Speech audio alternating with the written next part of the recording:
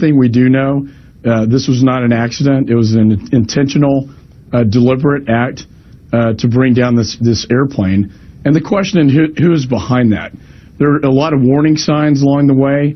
The fact the transponder was turned off, the flight pattern changed abruptly.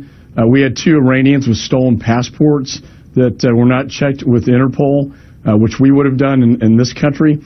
One-way tickets bought with cash that the hijackers were known for doing. So there are a lot of these questions raised.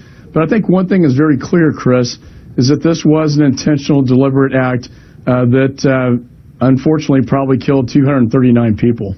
As we said, they're now focusing on the crew and the passengers. Any evidence that you have heard, excuse me, so far from your intelligence sources that the pilots would have had any interest in trying to sabotage this flight, or any information that any of the passengers would have had the technical expertise to take over the plane and do all the things that apparently were done?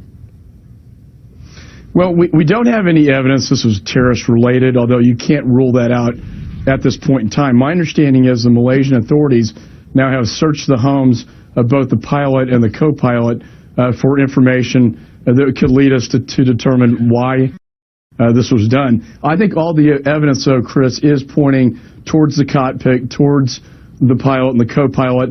The motivation and intent, as a former federal prosecutor, I'm always concerned about, is unclear at this point.